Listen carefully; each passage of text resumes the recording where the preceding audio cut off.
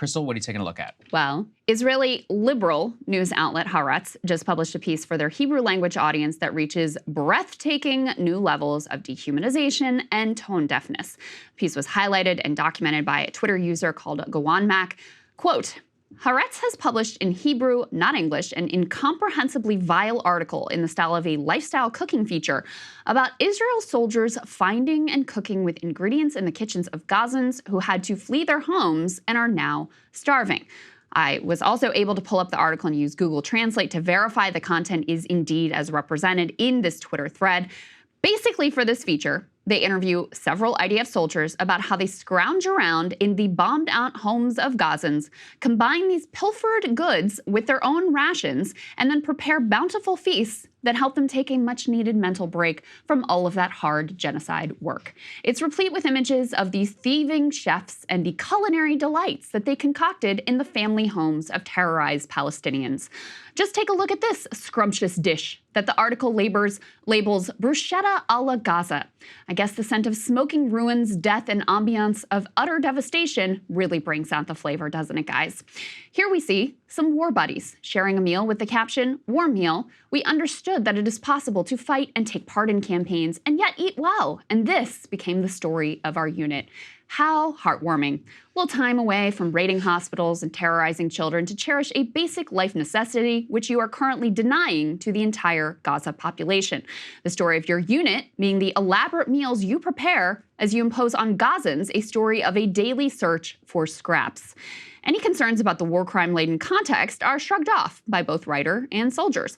Haaretz asked casually about, quote, the feelings of cooking and eating in Gaza family homes. The response, at least per Google Translate, quote, there are mixed feelings, no doubt. After all, I use their tools in their house when they are not here.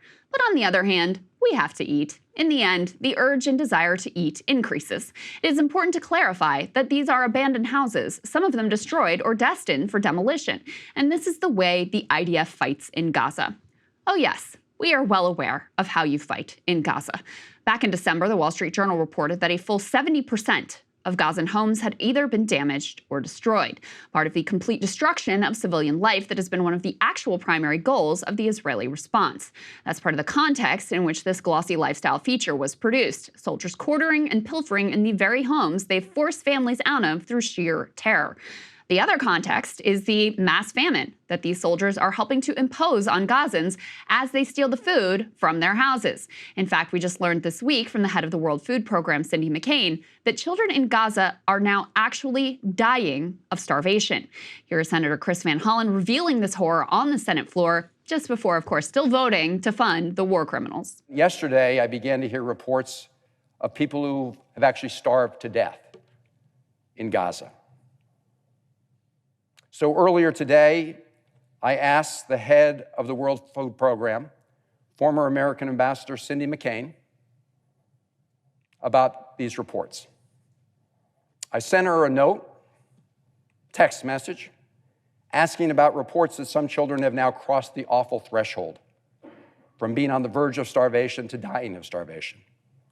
She wrote back, and I quote, "This is true. We are unable to get in enough food to keep people from the brink. Famine is imminent. I wish I had better news," end quote. Now, we knew that this was coming. Back in December, the UN reported that half of Gazans were at risk of starving and the entire population was going hungry. The chief economist at the UN World Food Program put it this way to the New Yorker's Isaac Chotiner: if you look at the total numbers of starving people right now, 80% of the people, or 4 out of 5 people in famine or a catastrophic type of hunger, are in Gaza right now. Now, that report, of course, came before the U.S. led the charge to defund UNRWA, the primary aid organization on the ground in Gaza. Also came before Israeli Minister Bezalel Smotrich decided to use our acceptance of their evidence-free attacks on UNRWA to block critical shipments of flour from reaching the Gaza Strip. And it was before the most psychotic people in the world began blocking aid shipments from entering the Gaza Strip with the tacit and at times explicit backing of the Israeli government, police, and military. Here, you can see a festive rave atmosphere with Israelis dancing and celebrating while they endeavor to starve the neighboring Palestinian population to death. According to a Washington Post report on these protesters, Every explosion in Gaza raises a cheer. Dead, dead, dead Arabs, one camper shouts at a roaring volley of outgoing fire. Then she notes the presence of a reporter. Hamas, she corrects herself. The protests are allowed to continue for the same reason that illegal settlers are allowed to violently steal Palestinian land. Their actions support official government policy. As Yoav Gallant stated famously at the beginning of the siege, he announced a complete siege of Gaza. We are fighting human animals, and we are acting accordingly. At the pro-starvation rave, protesters shake hands with IDF soldiers and think absolutely nothing of the single police car on the scene, per the Washington Post. These dancing pro-starvation Israelis, really the perfect side dish to accompany the feasting of the occupying soldiers. Because in between courses of their Instagram-worthy bruschetta a la Gaza, IDF soldiers have done their part in making sure Gaza's starvation is here to stay. Here, you can see them destroying food warehouses in northern Gaza, an action documented by an IDF soldier who proudly posted his contributions to the famine war crime on social media. In addition to destroying homes and other civilian structures, the IDF has also made a point of razing Gazan farmland, destroying greenhouses and olive groves, so that Gaza's already limited food production capacity is further degraded for the long term. Starvation now and starvation forever. But why focus on all of that ugliness when we could instead feast our eyes upon the gourmet treats these soldiers were able to scrape together? Behold their delight at stealing Gaza family provisions. Soldier Nadav says, the Gazan kitchen is rich in spices. In every house, you find a lot of mixed spices like you find in shops. There's lots of lentils, so we did a lot of cooking with lentils. In every house we were in, there were olives they had made, which we tasted. There is olive oil in every house, and it helps diversify and make the food tasty. There is this spice sauce that is very good. Sometimes we come across special things. Suddenly we find garlic, and we make pasta with garlic and tomato. I came across carob molasses, which we added to porridge, and that was delicious. So lovely for them.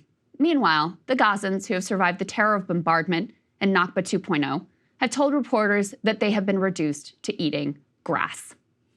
Now, Haaretz, it's not the worst Israeli news outlet. Actually, it's one of the best. They've done important and they've done courageous reporting that we have oftentimes relied on.